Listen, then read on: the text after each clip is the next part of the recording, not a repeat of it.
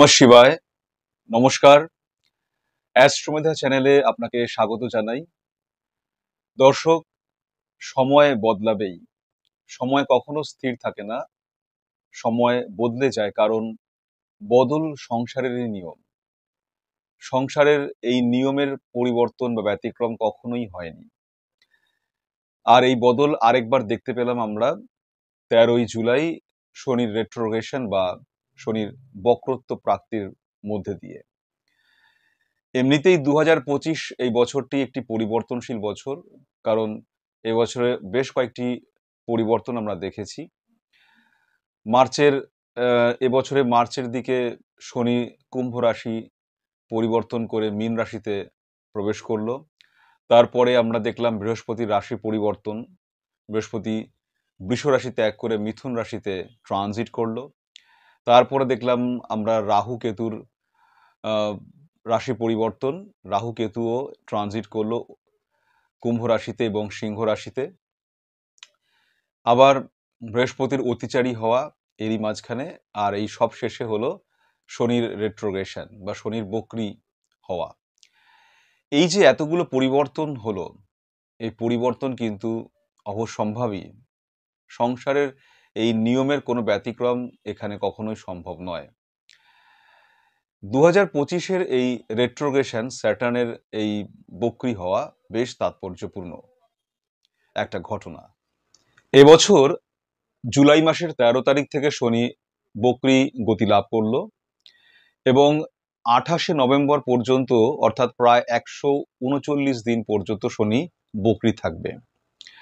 প্রত্যেক বছর শনি 135 দিন অন অ্যান অ্যাভারেজ বক্রী থাকে এবং প্রায় 6 ডিগ্রি 5 মিনিট পর্যন্ত পেছনে সরে যায়।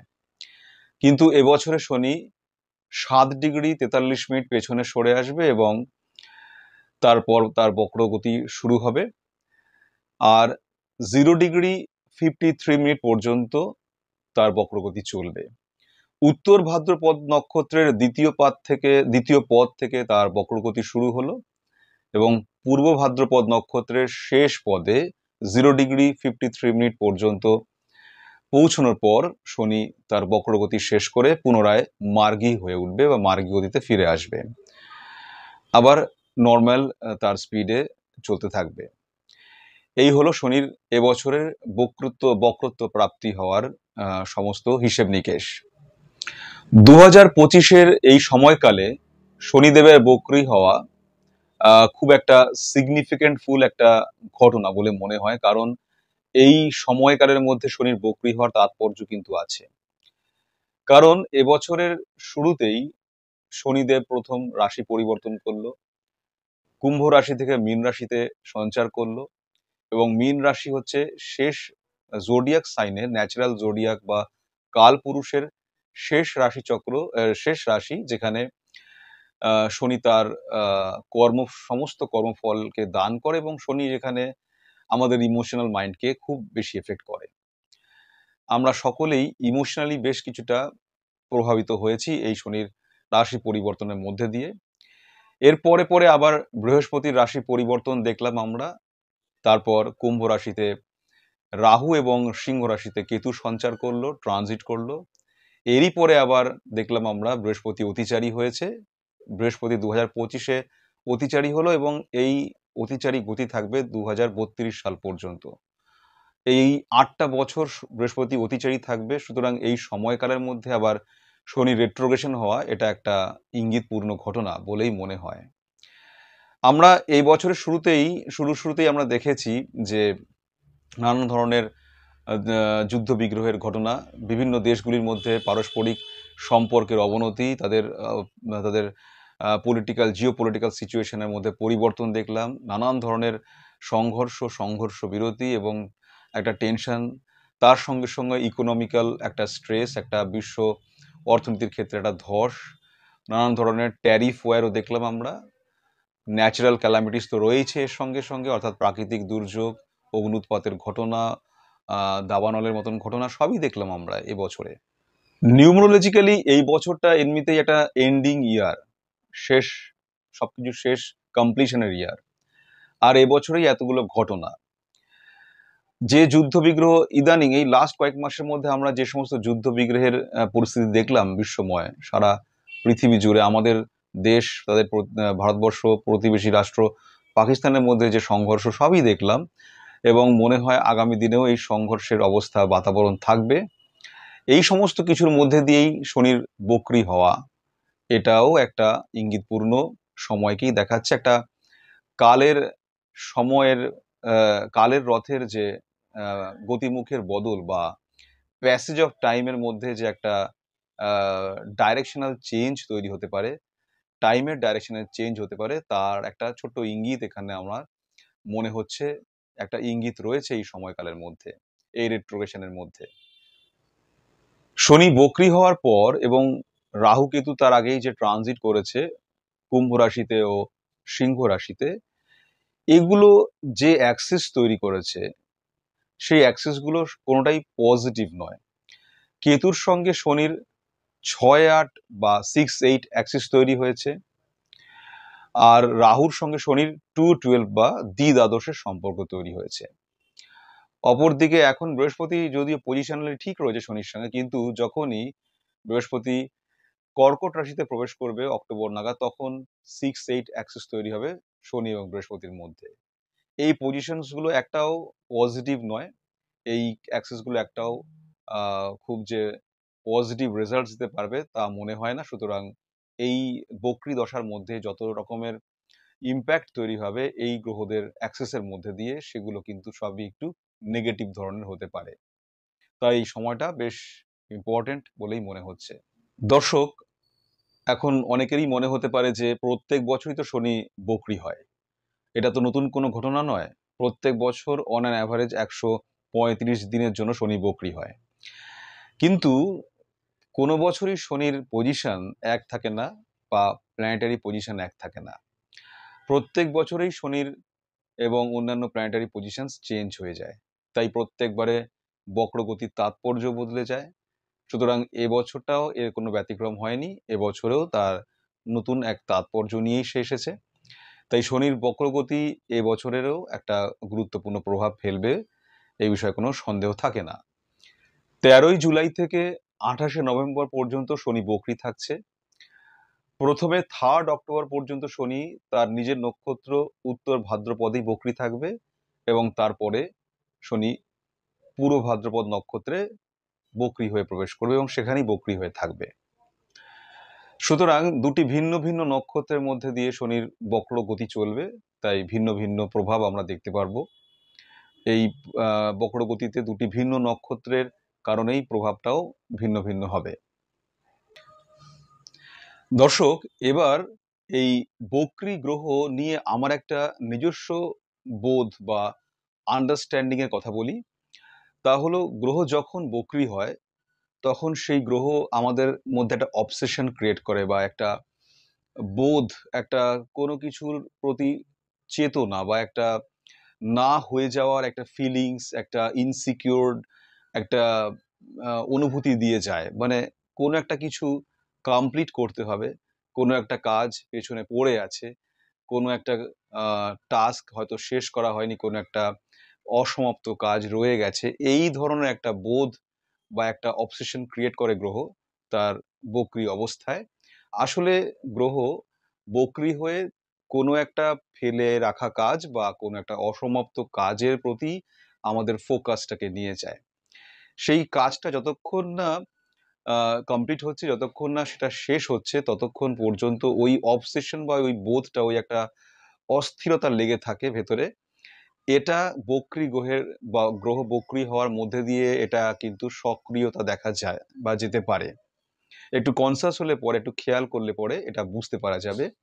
অর্থাৎ এই বক্রি অবস্থায় গ্রহ একটা কনসাসনেস ক্রিয়েট করে, যে কনসাসনেস, যে বোধ একটা অবসেশনের মধ্যে নিয়ে যায়, যে বোধহয় কাজটা শেষ হয়নি, সেদিকে বারে বারে আমাদের চেতনাকে নিয়ে যায় এবং কাজটাকে শেষ করাবার জন্য একটা অবসর ক্রিয়েট করে।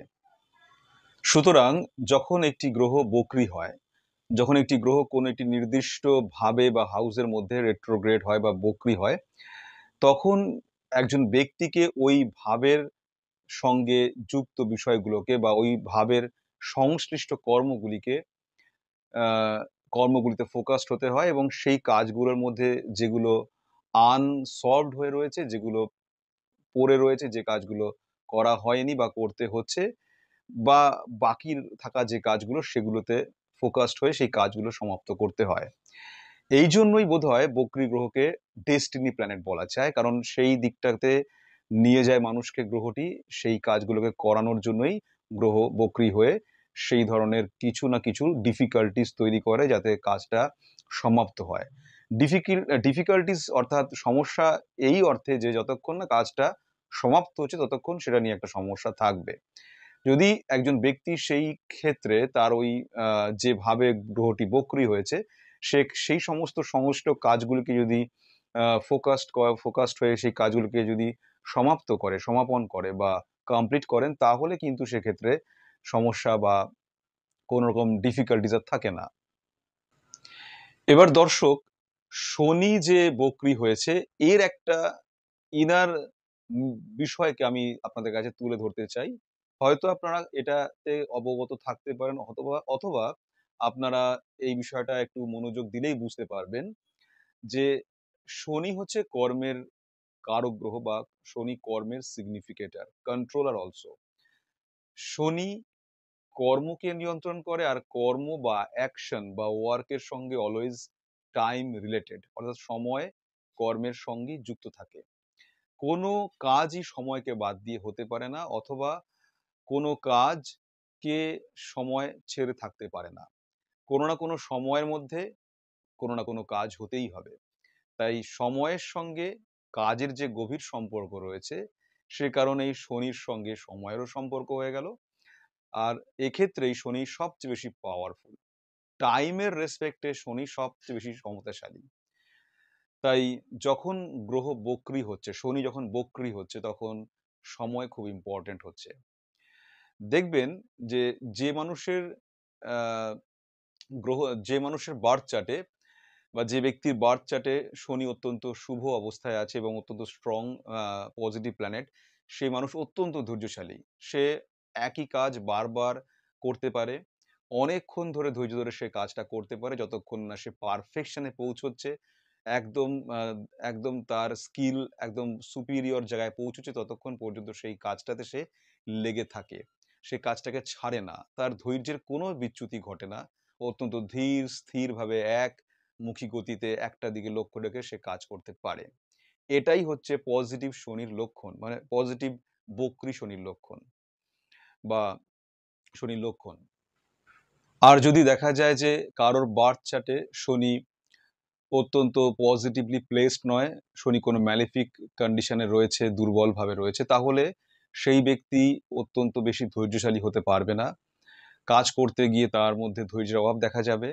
কোনো একটা বিষয়ে কোনো একটা কাজে দক্ষতা অর্জন করার জন্য বা স্কিলড হওয়ার জন্য যে পরিমাণ সময় দিয়ে ধৈর্য দিয়ে সেই কাজটি শিখতে হবে, সেই পরিমাণ ধৈর্য দিয়ে সে কাজটি করে উঠতে পারবে না, ধৈর্যের অভাব তার মধ্যে দেখা যাবে।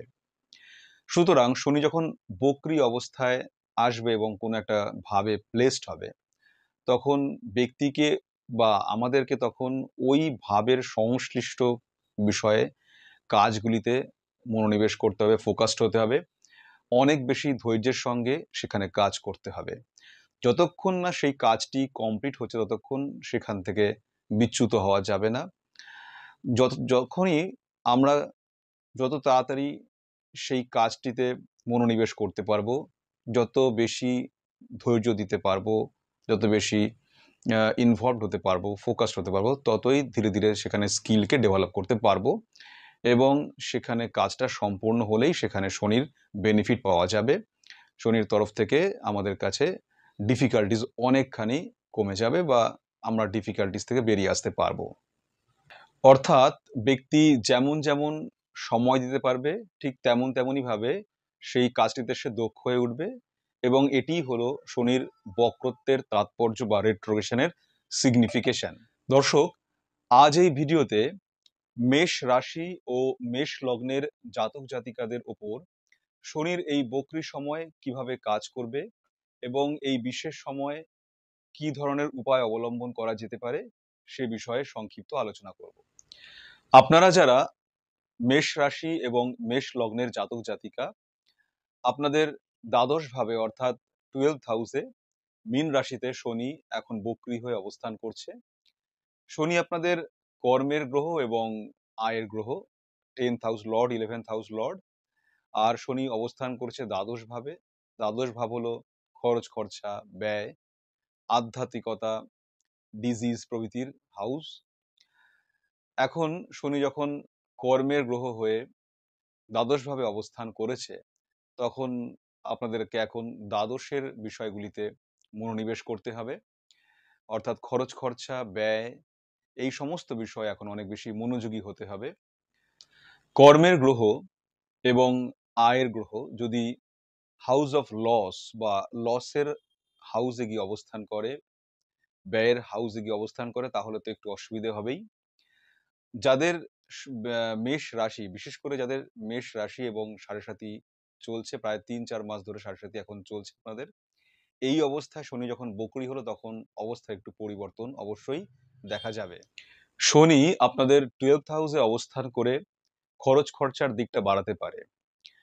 প্রধানত সেই খরচগুলি এখন সামনে আসবে যেগুলি নেসেসারি, আপনি যেগুলিকে খরচ না করে থাকতে পারবেন না, অথবা এমন কোনো অবস্থা তৈরি হতে পারে যেখানে আপনাকে খরচ করতে হবেই, আপনি না চাইলেও হয়তো খরচ করতে হবে। যেহেতু খরচের অনুপাতটা আয়ের তুলনায় বেশি হতে পারে, তাই এখন ইনকাম স্কুইজের একটা সম্ভাবনা রয়েছে, স্কুইজ হয়ে যাওয়ার একটা সম্ভাবনা রয়েছে। তবে খুব বেশি দুশ্চিন্তার কারণ নেই, কারণ আপনাদের রাশি বা লগ্নের অধিপতি মঙ্গল এখন পঞ্চমে সিংহ রাশিতে অবস্থান করছে এবং শনির ওপরে তার অষ্টম দৃষ্টি রেখেছে। মঙ্গল যখনই শনির ওপরে তার দৃষ্টি রাখে তখন শনি অনেকটা কন্ট্রোলড হয়ে যায়। রাশি এবং লগ্নের অধিপতি শুভ গ্রহে অবস্থান করে, শুভ ভাবে অবস্থান করে শনিকে কন্ট্রোল করায় এখন সবকিছু যে খুব প্রবলেমেটিক হবে তা নয়। এখানে আরেকটা বিষয় হচ্ছে যে শনির টেন্ডেন্সিও এখন 11th হাউসের দিকে, দ্বাদশ থেকে 11th হাউসের দিকে তার গতিমুখ থাকায় সে একটু বেশি দ্বাদশের বিষয়টাকে যে বড় করে দেখাবে তা নয়, এখানে একটা 11th-এর গেনেরও টেন্ডেন্সি থাকছে। তাই যাদের মেষ রাশি এবং সাড়ে সাতির মধ্যে রয়েছে তাদের ক্ষেত্রে এটা কিন্তু বেনিফিশিয়াল, কারণ যখন দ্বাদশ থেকে বেরিয়ে গিয়ে 11th-এর দিকে তার গতি যাচ্ছে, সেখানে অনেক বেশি দ্বাদশকে হালকা করতে পারে শনি। ফলে একটা মেন্টাল লেভেলে শনি অনেকটা রিল্যাক্সিং একটা টাইম রাখতে পারে। অর্থাৎ এই 139 দিনের যে রেট্রোগ্রেশন পিরিয়ড, এ সময় মেষ রাশি জাতক জাতিকাদের জন্য সাড়ে সাতির স্ট্রেসটা একটুখানি কম হতে পারে, যেটা বেটার, যেটা পজিটিভ। ওভারঅল মঙ্গলের কন্ট্রোলে থাকার জন্য শনি সবকিছুই এখন বেশি ডিস্টার্বিং জায়গায় নিয়ে যেতে পারবে না। দ্বাদশের শনির কারণে খরচ খরচা বাড়লেও এখন মনে সাহস থাকবে, কারণ মঙ্গল 5th হাউসে বসে আছে এবং শনিকে কন্ট্রোল করছে তার অষ্টম দৃষ্টির দ্বারা, তাই সাহসের কোনো অভাব হবে না। খরচের চ্যালেঞ্জেসটা ইজিলি ওভারকাম করা যাবে। এই সময়টা ভ্রমণের জন্য শুভ। যারা দ্বাদশে শনির বক্রী হওয়ার কারণে কোনো রকম তীর্থ ভ্রমণের জন্য কোনো সুযোগ পাবেন, এবং সেখানে যদি তীর্থ ভ্রমণ করতে পারেন তাহলে মানসিক শান্তি, আধ্যাত্মিক উন্নতি দুই লাভ করা যেতে পারে। যাদের শুভ গ্রহ দশা চলছে, অন্তর্দশা চলছে, তাদের এই ভ্রমণ অনেক বেশি বেনিফিশিয়াল হবে তাদের জন্য। ভ্রমণ কিন্তু অত্যন্ত পজিটিভ রেজাল্টস আনতে পারে। সুতরাং সেই রকম সুযোগ পেলে তাকে নেওয়াই ভালো, সেই সুযোগটাকে কাজে লাগানো ভালো। শনি যখনই মীন রাশিতে ট্রানজিট করলো তখন থেকেই আমাদের সমস্ত কনসাসনেস মীন রাশির দিকে চলে যায়, অর্থাৎ আমরা সচেতন হয়ে যাই ওই জায়গাটাতে যে শনি এখানে এখন কি ধরনের প্রভাব আনবে, সেটায় মন একটু না একটু চিন্তা করতেই থাকে। যেহেতু মীন রাশি আপনাদের মেষ রাশি লগ্নের জাতক জাতিকাদের 12th হাউস, হাউস অফ লসের জায়গা, তাই এখানে একটুখানি সচেতনতা অটোমেটিক্যালি চলে আসবে। সুতরাং আপনি এখন ফিনান্সিয়াল লসের দিকে অনেক বেশি সচেতন থাকবেন, সেই দিকটাকে আপনি খেয়াল করবেন, আপনার কনসাসনেস সেদিকে থাকবে। তাই দ্বাদশের যে জায়গাটা আধ্যাত্মিকতার বিষয়কে অনেক বেশি গ্রো করাতে পারে, সেই দিকটা যদি একটু কনসাসনেসকে নিয়ে যাওয়া যায় তাহলে এটাও অনেক বেশি বেনিফিশিয়াল। যখনই কোনো নির্জন জায়গায় বসতে পারবেন, নির্জনতার মধ্যে যেতে পারবেন, নিজেকে একটা নির্জন অবস্থার মধ্যে নিতে পারবেন, তখনই কিন্তু আপনার স্পিরিচুয়াল গ্রোথ, আপনার ইনার অ্যানালিসিসগুলো অনেক বেশি সহজ হবে। আপনি অনেক বেশি মেন্টাল পিসকে অ্যাকোয়ার করতে পারবেন এবং আপনার স্পিরিচুয়াল ভাবনাকে ডেভেলপ করতে পারবেন। তাই এই যে শনির 139 দিনের একটা রেট্রোগ্রেশন পিরিয়ড, এই সময়ে যদি আপনি অনেক বেশি ধৈর্য নিয়ে একটা কোনো শান্ত অবস্থায় গিয়ে নিজের মনের অন্তর্জগতের ভেতরে একটু ফোকাস করতে পারেন, তাহলে আপনার স্পিরিচুয়াল গ্রোথ কিন্তু অনেকটাই হবে। এখন নির্জন স্থানে বসে আত্মচিন্তনে মনোনিবেশ করতে পারলে এখন হায়ার কনসাসনেসটা অনেক বেশি ডেভেলপ করে যাবে, ফলে মানসিক শান্তি লাভ করা অনেক সহজ হবে। ছাত্রছাত্রীদের জন্য এই সময়টা অত্যন্ত উপযুক্ত। এখন পড়াশোনার ক্ষেত্রে বিশেষ সুবিধে পাওয়া যায় বলেই মনে হয়, কারণ 11th হাউসে দিকে শনির টেন্ডেন্সি থাকছে। কনসাসনেসকেও যেহেতু একটু বেশি নেওয়া যাবে, তাই একটু আত্মচিন্তনের মধ্যে দিয়ে ইনার মাইন্ডকে অনেক বেশি স্টেবল করা যাবে, ফোকাস করা যাবে নিজের কাজে। তাই পড়াশোনার ক্ষেত্রে এটা ভালো। এখন পড়াশোনার জন্য এই সময়টাকে কাজে লাগানো উচিত। এবার শেষ করার আগে যেটুকু গুরুত্বপূর্ণ কথা, তা হলো দ্বাদশে যখন গ্রহ শনি বক্রী হচ্ছে, তখন দ্বাদশ ভাব থেকে আমাদের হেলথের বিষয়টাকেও দেখা হয়। হেলথের কারণে অর্থ কিছুটা পরিমাণে খরচ হলেও হতে পারে, যাদের হেলথ ইস্যুস রয়েছে তাদের সেক্ষেত্রে খরচ হতে পারে, তবে এই খরচটা কিন্তু হেলথের জন্য বেনিফিশিয়ালই হবে। খুব বেশি টেনশন করার কিছু নেই। তাই হেলথ কনসাস থাকলে, স্বাস্থ্য সচেতন হয়ে থাকলে এবং খেয়াল রাখলে খুব বেশি অসুবিধা হবে না এই সময়ে। এবার উপায়ের কথা বলি। যাদের মেষ রাশি, মেষ লগ্ন, অথচ কোনো রকম অসুবিধার মধ্যেই আছেন, শনি বক্রী হওয়ার পরে হয়তো অসুবিধা এখনো কমেনি, তাদের ক্ষেত্রে বলবো যে প্রত্যেক দিন আপনি হনুমান চালিসা পাঠ করতে পারেন, হনুমানজির পূজা করতে পারেন।